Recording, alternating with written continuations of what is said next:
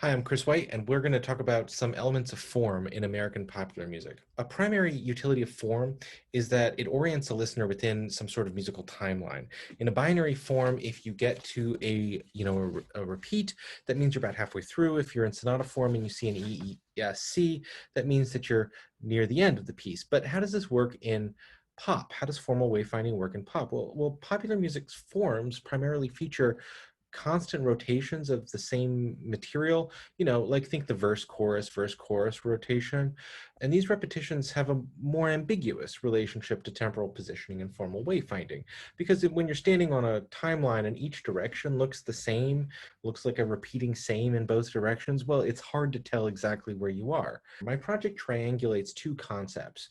One, that studies in form should be grounded in the norms of some corpus, and then two, that timbre, texture, and repetition play important roles in popular music's construction. So what I do is I analyze the McGill-Billboard corpus, which is a corpus of chord and formal annotations from more than 700 songs in mid-century American popular music. And I've supplemented them with some annotations of my own design that show when texture or lyrical or instrumental changes happen. Now, I'm not going to talk too much about these annotations right now, but more information can be found at that link down there. I've made a supplementary video. Overall, what my analysis is going to do is identify consistent formal practices that act as signposts to assist in formal wayfinding here. And my analysis is going to rely on three different types of events and then the interaction between these. So timbre and texture. I'm going to refer to these as novelties because I'm specifically going to focus on moments that haven't happened yet in this song. So they're new things that are happening.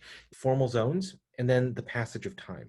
And here I mean clock or chronometric time, or how many seconds have passed in your track. My analysis is going to yield three basic insights. One is that the passage of clock time is important. Two is that texture and timbre cue formal positioning, especially what I'm going to call the novelty swoosh. The use of certain core modules is going to show us where we are in the form. In particular, it's going to show us what the normative ordering we should expect is, and then the song's length. First, the most straightforward, which is the passage of clock time.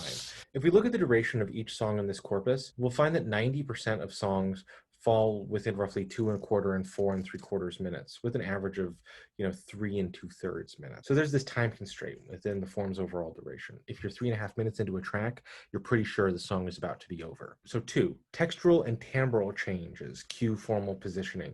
Certain kinds of textures and timbres tend to happen at certain points in the song. I'll bring some specifics into the end of this talk, but I also have another supplementary video that adds some more specifics. One trend that I want to talk about is the novelty swoosh, which is the overall injection of novelty at the very end of a song. If you plot the introduction of elements that we've never heard before within a track, they steadily decline into the last 20% of the song when they jump up. And this creates a nice swoosh upwards in novelty at the end of the track. So if you're hearing the introduction of something totally new after a bunch of repetition, you hear this novelty swoosh. You hear the novelty pickup. You know the song's nearing its end. Finally, the use of core modules within a track suggests a normative ordering and suggests some aspects of song length. Core modules, what I mean by this are the verse chorus and chorus verse or repeating verse complex. They're special because every song has one, they repeat, and how they're used in conjunction with other things like novel events give cues for how the song's gonna go. We can schematize these norms in a flow chart. Up at the top of the chart, I show the constraints of these choices, and then I show the implications of whether you choose verse, chorus, chorus, verse, or repeating verse, and then whether you choose a bridge or not, and whether you add other boutique formal zones, and where this all sits in the percentage of time passed. This basically represents the broad formal norms of mid-century American pop, and I'll let folks peruse this at their leisure. But I want to draw your attention to a couple of formal things down underneath. Spoken lyrics or some exclamation happen, and percussion entry happens right at the beginning of the song, some significant portion of the time. If you were scrolling through the radio dial and you heard one of these, you'd think, oh, we're at the beginning of the song.